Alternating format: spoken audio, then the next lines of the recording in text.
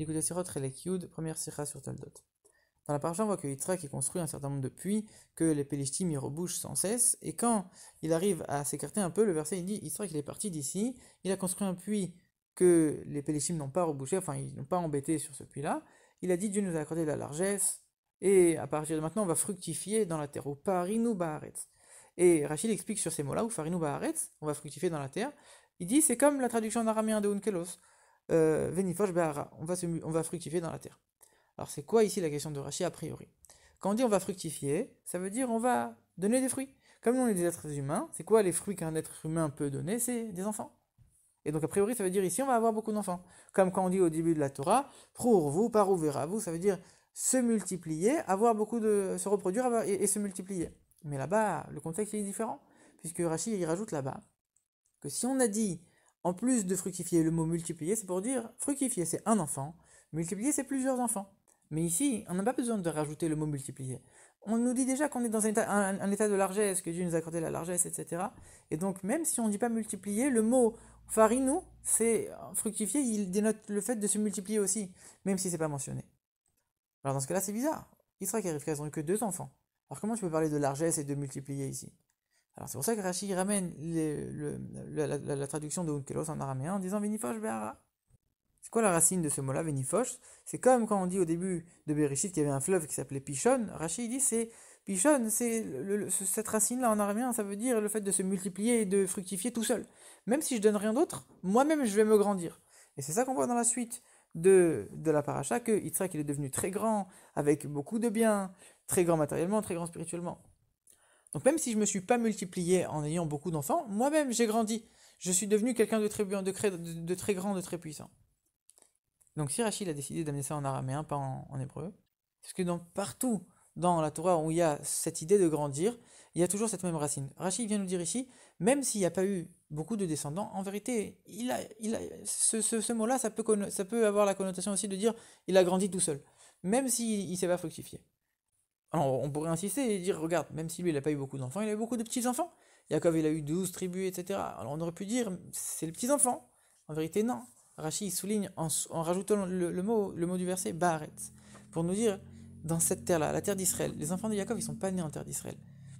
Et donc ici, c'est sûr qu'on ne parle pas du tout des enfants de Jacob, on parle bien du fait qu'Israël, il a grandi tout seul.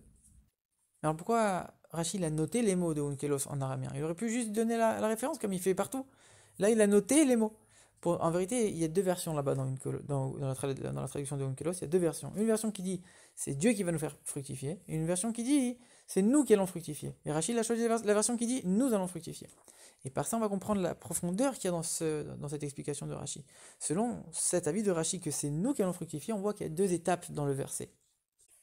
La première étape, c'est Dieu qui te fait fructifier. On va connaître la largesse, Dieu nous a accordé la largesse. Deuxième étape, c'est nous qui allons fructifier. À partir de ce moment-là, Dieu Dieu s'il nous donne la largesse, c'est pour que nous, on puisse travailler comme il faut. Nous, on va bosser, on va raffiner le monde, on va le travailler, on va l'élever, et on va diffuser la Torah et le mitzvot par notre effort à nous. On va dépasser les limites de la matérialité en amenant la divinité même dans les endroits où elle ne peut pas arriver. Et par ça, on s'associe à Dieu dans la création du monde. A priori, c'est étonnant. Comment tu peux dire, toi, tu vas éclater les limites que Dieu lui-même il a fixées? C'est pas possible. En vérité, dans le début du verset, on voit quoi?